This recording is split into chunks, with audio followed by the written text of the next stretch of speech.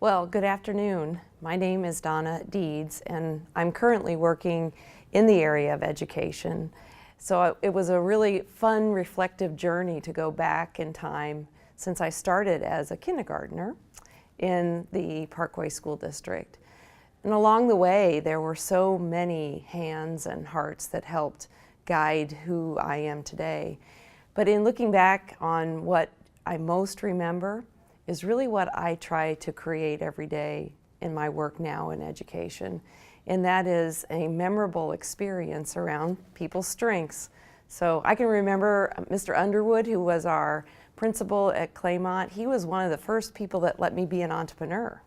I got to be able to have a gymnastics class in the elementary school, and I even charged young kids to do that. So that was a real benefit of a friendship that was from the very beginning.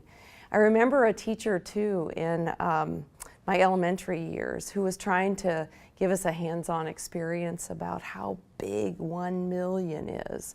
And we were collecting bottle caps, which if you think about the time of it, and that was an experience that I'll never forget, how large of a box and a space so those are those types of hands-on memories. But I think the biggest memory is my coach for cheerleading, Jonesy, that's what we call her. I think she gave me an opportunity to demonstrate some leadership skills that I didn't even really know I had. At organizing girls to get to certain places and making sure that the schedule worked and people were motivated. That was a true opportunity that I won't ever forget.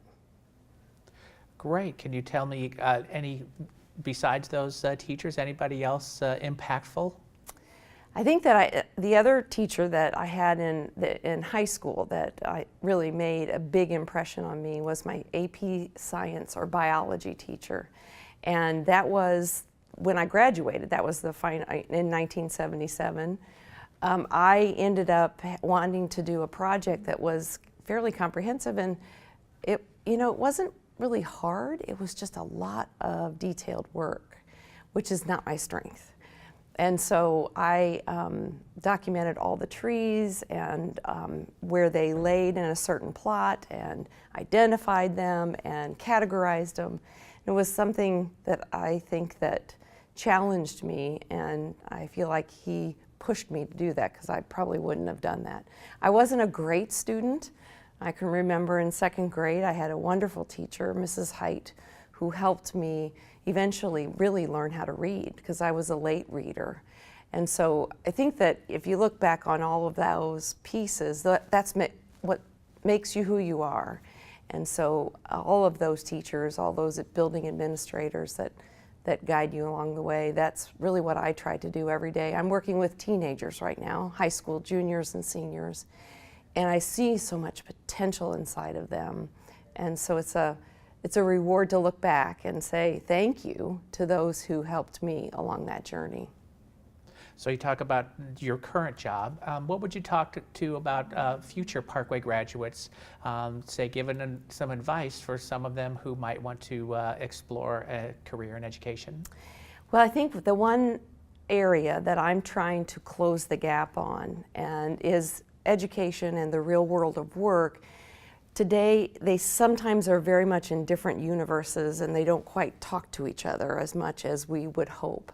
And so creating that bridge between education, what we learn in the classroom, and what really is going to be meaningful in that future world.